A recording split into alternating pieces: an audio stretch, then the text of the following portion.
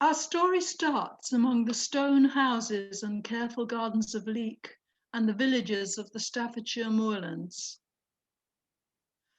Old streets, cobbled alleys and modern roads knit together ancient settlements and contemporary developments. Despite the name, Borderland Voices isn't a choir, but we do operate in the borderlands between Staffordshire, Derbyshire and Cheshire.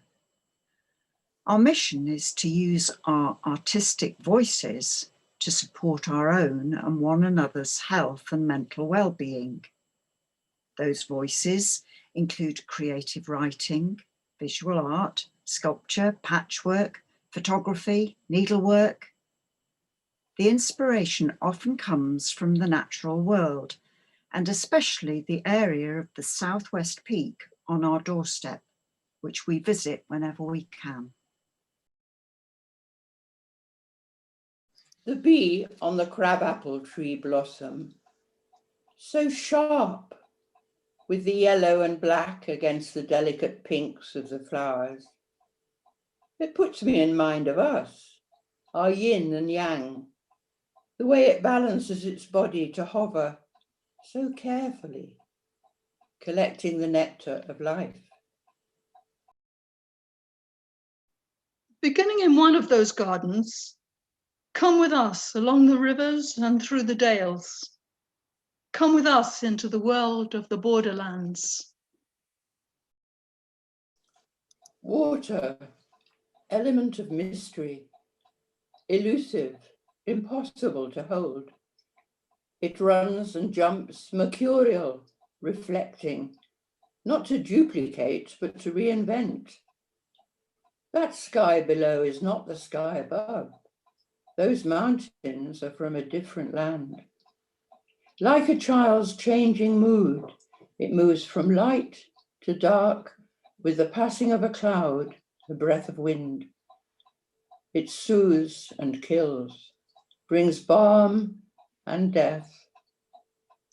We are brimful of it, and if it goes, the earth will hold nothing but our bones, lying like broken twigs on the desert floor.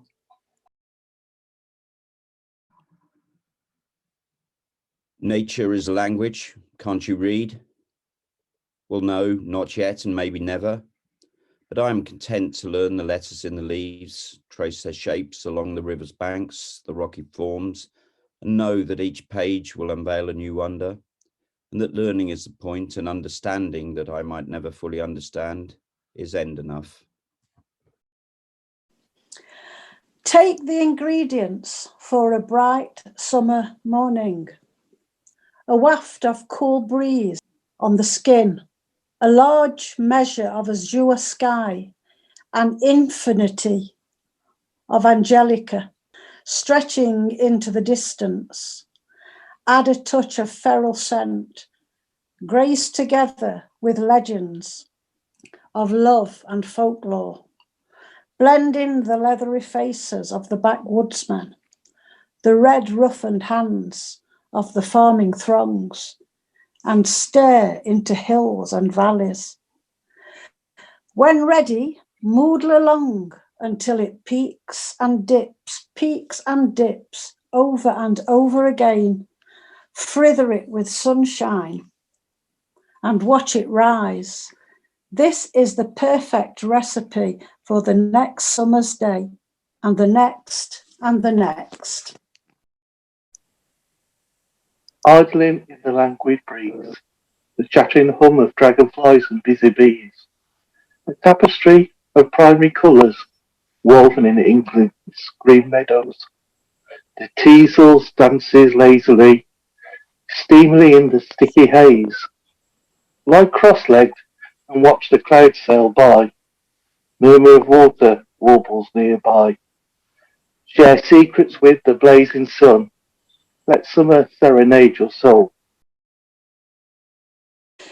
The butterfly has wings of flight, and though it may, and if it might, fly swiftly through an open door, or far away to a distant shore, fluttering hovering as a quick white breath, reaching for assistance, drifting hopelessly towards the storm. It is caught in the giant human net. I would like to go. I really would like to get away, but family ties pull with unholy upheaval and foggy days. The tortured butterfly folds its wings and stays. We can follow the roads or walk the tracks, and they will lead us on, up out of the dale, tracing the river to its head, taking the paths that bring us onto the hilltops, onto the moors where the stories lie, like the mermaid in Blake Mere on Morridge. I never fail to feel wonder, yes, wonder, as I drive from Buxton to Leek. The drive is never the same 2 weeks together. The open sky stretches out before you, even when driving. It's easy to see the hills rolling, the colour different on every slope, from blue-grey to soft ochre, then soft green and purple. Behind it all, the pink sky, enveloping it all like candy floss.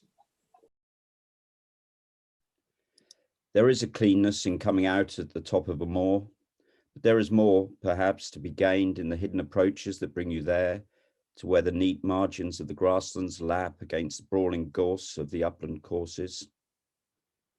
There is a sweetness to be had in seeing the sky finally unveiled, but better still the cumbent limbs of a valley cushioned with bracken and the hidden folds soft like the inside of a lover's thigh. You always travel wishing to arrive, but you never quite want to let go. He can, if he does it right, build 2 meters a day.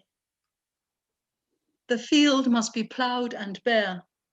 The trick is, never handle a stone twice. He walks the field and remembers what's been turned up, size, shape, position. After the base is in, he works to a steady rhythm. See the space in the wall. Walk, pick up, place. See the new space. Walk, pick up, place. At evening he stands, weary, but there is in the random patterning a pleasing wholeness. I heard the lark's melodious song in flight, the curlew's distant, mournful, plaintive cry, and glimpse a graceful lapwing with delight. Beyond the rocks, that hidden, secret place where orchids grow in scrubland bare and wild, grey earth and beauty in a fond embrace. The cotton grass with gentle breezes stir their silken heads like snowflakes, dazzling white, an endless ocean in the distant blur.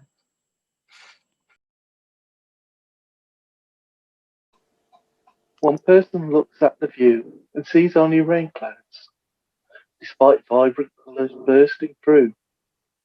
They miss the eye feast of rainbow tints, of hues and shades from heaven's kaleidoscope, reflected in nature's varied palette. More food to feed the brood with mouths agape, saying, quick, we can't wait to take to the sky, where we can fly, to make a start and play our part, to gather our young, as life goes round to the echoing sound of mystery unbound. Hares padding paths in the snow.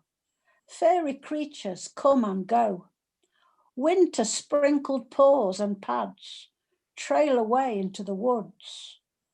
Through the fading light I go, walking slowly through the snow. Crispy crunch through setting sun, plodding home, the day is done. Fragile sphere, spinning, alone in space, one earth, our home, demands our care. Untouched, unspoilt, unforced, bursting forth for all to see and enjoy. Wind carrying the seed far and wide.